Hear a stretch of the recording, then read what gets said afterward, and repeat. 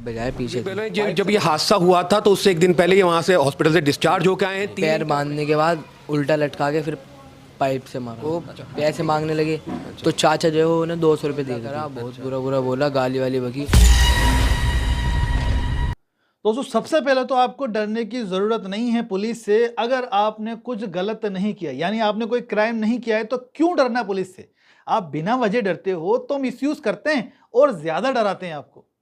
Viral video के अंदर एक बच्चे को पुलिस अपने पुलिस स्टेशन में ले गई और उसके साथ ऐसे मारपीट की जैसे किसी कुख्यात अपराधी के साथ मारपीट की जाती है। उसके पैरों पर 2 कांस्टेबल ने लगातार लकड़ियों की मारी। शर्मनाक घटना है ये। दिल्ली पुलिस के शिव विहार की करावल थाना है कोई, वहाँ की बता रहे हैं, करावल नगर थाने की। तो दोस्तों क्या कहता है नियम, क्या कहता है कानून? कानून ये कहता है कि अगर आपने कोई क्राइम किया है तो उस क्राइम करने वाले के प्रति पुलिस को किस तरीके से रवैया अपनाना है, किस तरीके से कार्रवाई करनी है, वो नियम लिख दिए गए हैं कानून में, उसको फॉलो करना है। क्या पुलिस उस नियम से बढ़कर के आगे काम करेगी क्या? ये तो गुंडागर्दी है। दिल्ली पुलिस को ये मैसेज भेजो, ये वीडियो शेयर करो कि तरीका क्या है भाई। किसी ने कोई क्राइम किया तो उसके साथ किस तरीके से एक्शन लोगे, किस तरीके से कार्रवाई करोगे, ये तरीका क्या है, ये क्या सिखाना पड़ेगा। बच्चों को आप वर्दी के साथ पकड़ ही नहीं सकते पहले तो, क्योंकि जे एक्ट बना हुआ है बच्चों के लिए, जिसमें क्लियर मेंशन है कि अगर कोई पुलिस वाला किसी बच्चे के खिलाफ कोई कार्रवाई कर रहा है तो सबसे पहले तो वो सिविल में उसके खिलाफ कार्रवाई करेगा, वर्दी को दूर रखेगा। इवन एडवोकेट भी अगर किशोर बोर्ड के अंदर जा रहा है तो वो कोट पहन के नहीं जा सकता। तो हम जब कोट पहन के नहीं जाते, सादा में जाते हैं, और जब पुलिस है वो किशोर पुलिस होगी जो कार्रवाई करेगी। लेकिन यहाँ पे ऐसा नहीं है।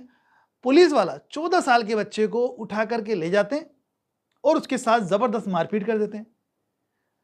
जो मैंने वीडियो देखा, जो बच्चे का मैंने बयान सुना, उस आधार पर मैं बता रहा हूं आपको ये बात। क्या ये गुंडागर्दी चल रही है या चलती रहेगी पुलिस की?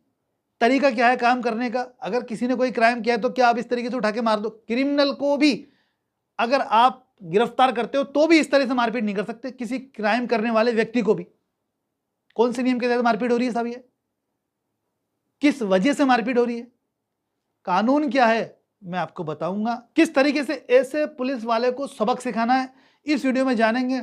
सस्पेंशन तो तुरंत होगा, और अगर आपने शिकायत करके अपने मामले का कोई भी पॉइंट कोर्ट में साबित कर दिया कि इसने इस तरीके से जो कानून था उसका निर्देशों का उल्लंघन करके ये क्राइम किया है, तो टर्मिनेशन होता है ऐसे व्यक्ति का।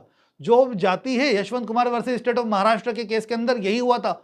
सुप्रीम कोर्ट तक लड़े थे वो पुलिस वाले तीनों, लेकिन उनको जॉब नहीं मिली, 7 साल तक की सजा मिली, क्योंकि शक के आधार पर एक चोर को पकड़ के ले गए थे। एक्चुअल में वो चोर था, लेकिन जिस केस में पकड़ के ले गए तो उसमें शक था सिर्फ, और उसके साथ मारपीट कर दी इन्होंने। वो मर जाता है बाद में, मारपीट की वजह से नहीं मरता, दम घुटने की वजह से मरता, लेकिन मारपीट हुई थी पुलिस कस्टडी में, 7 साल तक की सजा हुई, जॉब भी गई।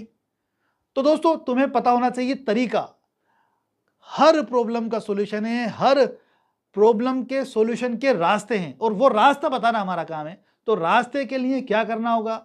सबसे पहले तो आप उस पुलिस वाले के खिलाफ जो लेके गया और जिन लोगों ने आपके साथ मारपीट की, या कभी अगर आपके साथ ऐसा होता है, दोस्तों मैं खासतौर पर व्यूअर्स के लिए कह रहा हूँ, ये कोई भी करे, तुरंत एसपी को एप्लीकेशन दे दो उन तथ्यों के साथ जो आपके साथ घटना हुई है वो लिखते हुए कि साहब इस तरीके से पुलिस वाले ने मिसयूज किया, गाली गलौज की, अभद्रता की, मारपीट की, जो भी है।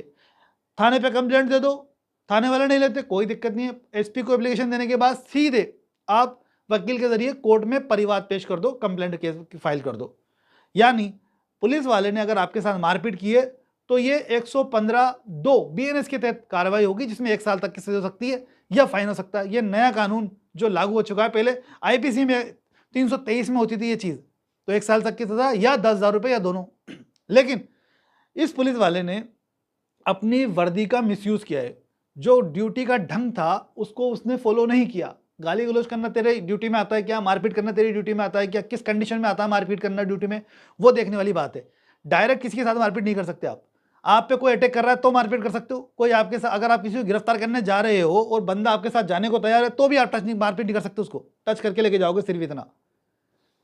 गुंडागर्दी का जवाब क्या है? सिंपल सी बात है, अगर आप केस करोगे तो मैं लिख के देता हूं ये बात कि ये गलती से भी आपके हाथ नहीं लगाएंगे। उनको मालूम है यार सबको जॉब पे आ रही है, क्यों करेंगे आप, क्यों मारपीट करेंगे आपसे, क्योंकि आप डरते हो, आप कुछ नहीं करते, इसलिए इनकी गुंडागर्दी बढ़ती जा रही है।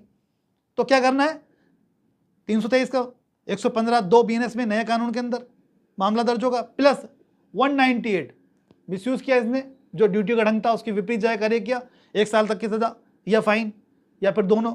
और 199 जो कानून उसको बता रहा है कि तेरा निर्देश ये है, इस कार्य के प्रति तुझे गिरफ्तार करना है, ऐसे करना है, इस तरीके से लेके आना है थाने पे। अगर किसी ने कोई उल्लंघन कर दिया, तेरे को फाइन करने का राइट था, तुझे फाइन ही करना था, तूने अलग मारपीट क्यों कर दी और जबरदस्ती उसको थाने पे क्यों लेके आ गया। चीजें बढ़ा करके आ जाती है ना कई बार, ये अपने मतलब सुन नहीं पाते ये। तो ऐसे व्यक्तियों को सबक सिखाने के लिए ये 3 धाराएं हो गई, 198 और 199। इसके अलावा 199 के अंदर 6 महीने तक की सजा है मिनिमम, और मैक्सिमम 2 साल तक की सजा हो सकती है, या फाइन हो सकता है, या दोनों हो सकती है। इसके अलावा इस बच्चे को रॉन्गफुल कस्टडी में रखा गया, कन्फाइनमेंट किया गया इस बच्चे का, जबकि इनको ये राइट नहीं था। तो ऐसी स्थिति में 127(2) BNS के तहत कार्रवाई होगी नए कानून के तहत, जिसमें 1 साल तक की सजा हो सकती है, या फाइन हो सकता है, दोनों हो सकता है। तो दोस्तों तरीका सिंपल सा है, सबसे पहले क्या करना होगा हमें, इन चारों धाराओं का मामला बनता है इसके खिलाफ, पुलिस वाले के खिलाफ, पहले SP को एप्लीकेशन दे दो, सस्पेंशन हो जाएगा। और सस्पेंड करना होता है इनको, इस तरीके की गुंडागर्दी जब भी कोई पुलिस वाला करता है, सस्पेंशन से सेटिस्फाई कभी नहीं होना चाहिए, क्योंकि वो वापस से उसको बहाल कर लेते हैं अपनी ड्यूटी के ऊपर एक टाइम के बाद, 2 महीने 4 महीने 6 महीने मैक्सिमम है, इससे ज़्यादा ये सस्पेंड नहीं करेंगे। लेकिन फिर से उसको सबक ही नहीं मिलेगा तो वो दोबारा हरकत करेगा, किसी और के साथ करेगा। तो इसलिए हमें कोर्ट से जरूर कंप्लेंट करके केस को फाइल कराना चाहिए, जो प्रूफ है वो कोर्ट के अंदर पेश करना चाहिए। आपकी कोर्ट से कंप्लेंट दर्ज होते ही उसकी सर्टिफाइड नकल लेकर के विजिलेंस डिपार्टमेंट में जरूर भेजें, और लिख के देता हूं मैं ये कि ये बंदा जो भी गुंडागर्दी करने वाला पुलिस वाला ना, आपके पास जरूर आएगा सॉरी बोल के, माफी मांग के, राजीनामा करवाने के लिए, क्योंकि उसको उसकी जॉब प्यारी है। सबक सिखाओ। देखो आप ये सोचोगे थोड़ी सी मेहनत लगेगी, लेकिन आपका जो ये मेहनत है, जो आपकी ये रिजल्ट है ना, ये बहुत से लोगों को जिनके साथ वो फ्यूचर में करता ना, वो करने से डरेगा और सुधार आएगा इसमें। एक व्यक्ति के खिलाफ होती है तो पूरा थाने पे इंपैक्ट पड़ता है, सारे सुधरते हैं।